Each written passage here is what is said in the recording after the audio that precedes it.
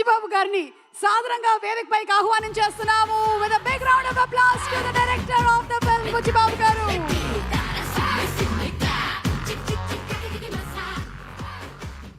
అందరికీ నమస్కారం అండి. సినిమా 2 రోజుల్లోనే రిలీజు. చాలా టెన్షన్గా ఉంది, నెర్వస్గా ఉంది. ఇక్కడికి వచ్చిన మంత్రి గారికి, దుర్గేష్ గారికి, ఎంపీ చిన్ని గారికి థ్యాంక్ యూ సార్. మీ సపోర్ట్తో చాలా గ్రాండ్గా జరుగుతుంది function. Thank you sir, thank you so much. నా చేతులు కాళ్ళు వణుకుతున్నాయి, నిజంగా చెప్తున్నా. మాట్లాడేసిందంతా పెద్దోళ్ళు మాట్లాడేశారు. కానీ చెప్తా, 5 సంవత్సరాల తర్వాత, ఉప్పిన తర్వాత 5 సంవత్సరాల తర్వాత మళ్ళీ ఇంకో సినిమా చేశాను నేను.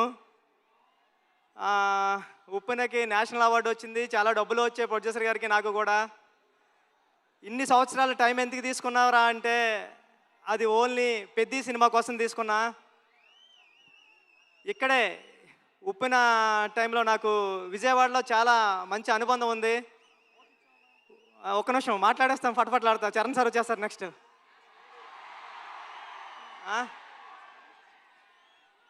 ఉప్పెన నేను ఇక్కడే నాగార్జున యూనివర్సిటీ దగ్గర సైకిల్ తొక్కుంటా రాసుకున్నాను స్టోరీ. నేను ఫాదర్ అవుతున్నానని డాక్టర్ గారు చెప్పింది కూడా విజయవాడలోనే. ఆ దుర్గామాత బ్లెస్సింగ్స్ నాకు ఎప్పుడూ ఉంటాయని కోరుకుంటున్నాను. చరణ్ సార్, నేను ఉప్పెన అయిపోయిన తర్వాత ఎవరితో సినిమా చేయాలని టెన్షన్లో తిరుగుతూ ఉంటే నన్ను మీ దగ్గరికి తీసుకొచ్చారు మా గురువుగారు సుకుమార్ గారు. థ్యాంక్ యూ సుక్కు సార్, నన్ను చరణ్ సార్ దగ్గర కూర్చోబెట్టినందుకు తీసుకెళ్ళి. అంటే నాకు ఉప్పిన మెగాస్టార్ చిరంజీవి గారు ఇస్తే పెద్ది రామ్ చరణ్ గారు ఇచ్చారు. నేను చరణ్ సార్కి స్టోరీ చెప్పాను, దేవుణ్ణి మొక్కుని వెళ్ళాను. ఒక్క కరెక్షన్ కూడా చెప్పకుండా, స్వామి దత్తాత్రేయ స్వామి ఇది ఓకే చేస్తే నీకు రుణపడిపోతానని. చరణ్ సార్ ఒక్క కరెక్షన్ కూడా చెప్పలేదు. పెద్ది అంటే ఒక కమర్షియల్ ఫిల్మ్లా కనిపిస్తుంది మీకు, కానీ ఇది కమర్షియల్ ఫిల్మ్ కాదు. చాలా కమర్షియల్ ఫిల్మ్గా ఉంటూ ఒక ఎమోషనల్ డ్రామా ఇది. ఒక ఆటగాడి జర్నీ. అంటే ఆట అంటే ఇన్నాళ్ళు ఆట అంటే ఆగతాయితనంగా ఉంటుంది, కానీ ఆట ఏం తీసుకొస్తుంది ఒక మనిషికి? తన ఐడెంటిటీ తీసుకొస్తుంది, తన గౌరవం తీసుకొస్తుంది, తన చుట్టూ ఉన్న మనుషుల్ని కూడా మారుస్తుందని చెప్పే కథ పెద్ది. అంటే పెద్ది అంటే అలలా ఎగసపడిన మనిషి కథ కాదు, పడినా లేచిన మనిషి కథ పెద్ది. టెన్షన్గా ఉంది. చరణ్ సార్, అంటే ఈ జర్నీలో మీతో గడిపిన రోజులన్నీ నాకు గుర్తున్నాయి. షూటింగ్ డేస్ నుంచి మీరు ఎక్కడున్నాడో కూడా కనిపిస్తలేదు నాకు. షూటింగ్లో నేను కొత్త, అంటే సెకండ్ ఫిల్మ్కే ఒక స్టార్ హీరో డైరెక్టర్ నమ్మివ్వడం అంటే మామూలు విషయం కాదండి. ఉప్పిన అయిపోయిన తర్వాత, చాలా హిట్ అయిపోయిన తర్వాత చాలామంది అసిస్టెంట్ డైరెక్టర్స్ హైదరాబాద్లో కనిపించినప్పుడు కానీ కాల్ చేసి నాకు మాట్లాడారు, అన్న ఇంటికి వెళ్ళిపోతారనుకుంటే మా అమ్మ మా నాన్న ఇంకొక 2-3 సంవత్సరాలు ట్రై చేయరా, బుచ్చిబాబు లాంటి ఓడే డైరెక్టర్ అయ్యారంటే మీరు అవుతారని. అలాగా అంటే ఒక రెండో సినిమా డైరెక్టర్కి ఒక పెద్ద సినిమా స్టార్ డైరెక్టర్ సినిమా ఇవ్వడం అంటే మామూలు విషయం కాదు సార్. నన్ను నమ్మారు, నా కథను నమ్మారు. అంటే ఒక నిజాయితీగా ఒక కథ రాస్తే, పెద్ద కథ ఒక దర్శకుడు రాస్తే, ఒక నిజాయితీ గల హీరో ఆ కథను నమ్మి చేస్తే ఏంటి అన్నది పెద్ద తెలుస్తుందండి. పెద్ద నేను రోజు చూస్తున్నా, ఇప్పటికి నేను 50 టైమ్స్ నుండి 100 టైమ్స్ చూసా. పెద్ద చూసిన ప్రతిసారి సెకండ్ హాఫ్లో లాస్ట్ 40-50 నిమిషాలు నేను ఎమోషనల్ అయిపోతా, నా కళ్ళంటే నీళ్ళు వస్తాయి. సేమ్ టైము నా చుట్టుపక్కల చూసిన వాళ్ళు కూడా అదే చెప్తున్నారు. వాళ్ళు చాలా ఎక్కువ చెప్పారు, నేను చెప్తే బాగోదని చెప్తలేదు. చాలా మంచి సినిమా తీసావురా, చాలా బాగుంటుంది సినిమా, అందరూ చూస్తారు అని చెప్తున్నారండి. ఈ సినిమా June 4th రిలీజ్ అవుతుంది. ఫ్యామిలీస్తో వెళ్ళండి, మీ కిడ్స్ని తీసుకుని వెళ్ళండి. అంటే పెద్ద అంటే ఒక ఆటంకం వస్తే ఆగిపోయే ఒక కుర్రోడి కథ కాదు, ఎన్ని ఆటంకాలు వచ్చినా ముందుకు సాగే కుర్రోడి కథ. నేను 9th క్లాస్లో ఉన్నప్పుడు చదువుకున్నా, పట్టుదల ఉంటే సాధించలేనిది లేదని. 10th క్లాస్ నాన్ డీటెయిల్లో ఉండేది. అలాగ పట్టుదల ఉంటే ఏమి సాధించవచ్చు అంటే చాలా ఇన్స్పిరేషనల్ స్టోరీ పెద్ద జర్నీ. పెద్దిగాడికి విజయం చాలా ఈజీగా దక్కలేదు, చాలా స్ట్రగుల్తోనే విజయం సాధించాడు పెద్దిగాడు. కానీ ఆ సాధించిన విజయం ఎలా ఉంటుంది అన్నది రేపు పెద్ద థియేటర్లో చూద్దరు. కానీ థ్యాంక్ యూ చరణ్ సార్, నన్ను నమ్మినందుకు, నాకు ఈ సినిమా ఇచ్చినందుకు. మిమ్మల్ని లైఫ్లో ఎప్పటికీ మర్చిపోను. మీకు రుణపడి ఉంటా సార్ ఎప్పటికీ. Thank you sir, thank you. Janhvi madam, thank you. ఈ సినిమాకి మేమందరం మట్టిలో రస్టిక్గా ఉంటే మీరు తీసుకొచ్చి కలర్ యాడ్ చేశారు. మీ మదర్కి మేమందరం పెద్ద ఫ్యాన్స్. మీ పర్ఫార్మెన్స్ ఎలా ఉంటుందంటే ఒక్కొక్క సీన్లోని ఒక మగరాయిల్లాగా ఉంటుంది, ఒక హీరోయిజం ఉంటుంది మీ పర్ఫార్మెన్స్లో. ఈ సినిమాలో చాలా మంచిగా యాక్ట్ చేశారు. ఈ అచ్చియమ్మ క్యారెక్టర్ని కూడా మర్చిపోవడం అంత ఈజీ కాదు. క్లైమాక్స్లో మీరు చేసే ఆ పెర్ఫార్మెన్స్ కానీ అన్నీ. Satish sir, thank you so much. ఇంత పెద్ద సినిమాని నమ్మి ఏ రోజు ఒక మాట అనకుండా నన్ను ఒరే నువ్వు చేసుకోపో అన్నారు.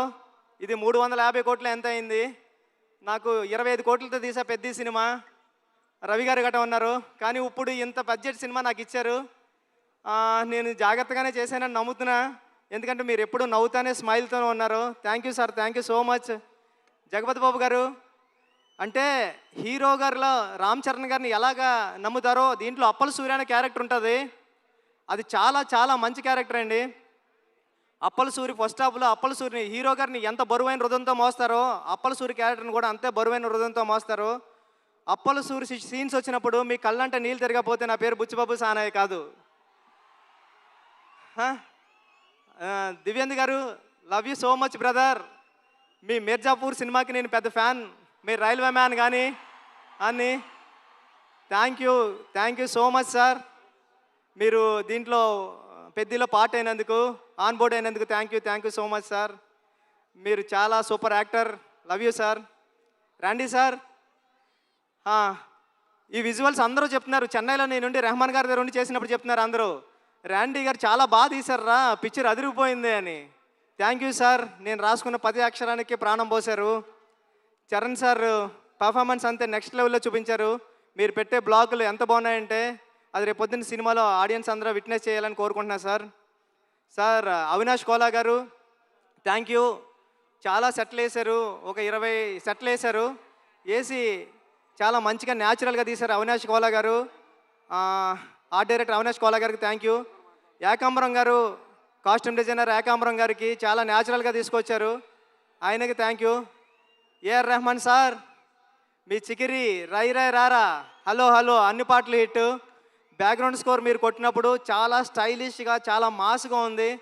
Love you sir. ఈ సినిమాకి మీరు మ్యూజిక్ డైరెక్టర్గా చేయడం అన్నది నా చిరకాల వాంఛ కోరిక, అది తీర్చారు. Thank you sir. Thank you so much. Charan sir, మళ్ళీ once again love you sir. మీరు లేకపోతే బుచ్చిబాబు లేడంతే. పెద్ద మీరు నాకు ఇచ్చారు. లైఫ్లో ఎప్పటికంటే నేను మాట్లాడలేకపోతున్నాను, నా చేతులు తిమ్మిరెక్కుతున్నాయి సార్. అంటే నర్వస్గా ఉంది. జూన్ 4th ఈ సినిమా వస్తుంది. మీ ఫ్యామిలీతో వెళ్ళండి, మీ కిడ్స్ని తీసుకెళ్ళండి, చాలా బాగుంటుంది. చాలా ఎమోషనల్ అవుతారు, చాలా ప్రేమిస్తారు. పెద్దిని ప్రేమిస్తారు, పెద్దిని లవ్ చేస్తారు, పెద్దితో ఆడతారు, పెద్దితో పాడతారు. పెద్ది మీ ఇంటికి వస్తాడు, ఒరే భలే చేశాడు రా చరణ్ గారు అని చెప్పుకుంటారు. ఒక సెకండ్ హాఫ్లో 4-5 సీన్లు ఉంటాయండి. చరణ్ సార్ పర్ఫార్మెన్స్ ఎలా ఉంటుందంటే మీ కళ్ళంటే నీళ్ళు రాకుండా ఉండవు. Charan sir thank you sir. June 4th థియేటర్స్లో కలుద్దాం, ఎమోషన్ అవుదాం.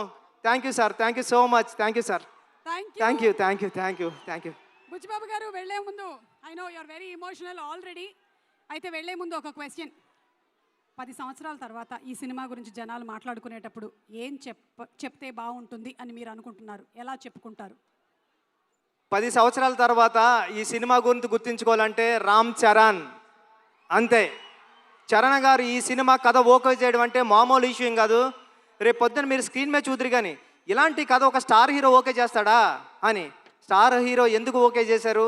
ఒక కథను నమ్మితే ఆయన కూడా ఒక కథ నమ్మి మీ అందరికీ ఒక మంచి కథ, మన రూటెడ్ కథ, మన విజయనగరంలో జరిగిన ఒక కుర్రోడి కథ చూపించడానికి వస్తున్నామండి. Thank you sir. Thank you madam. Thank you Suma గారు. Thank you so much. మీరు చాలా బ్యూటిఫుల్గా ఉన్నారు. Thank you sir. Thank you. లాస్ట్లో మాకు కూడా ఒక బిస్కెట్ వేసినందుకు.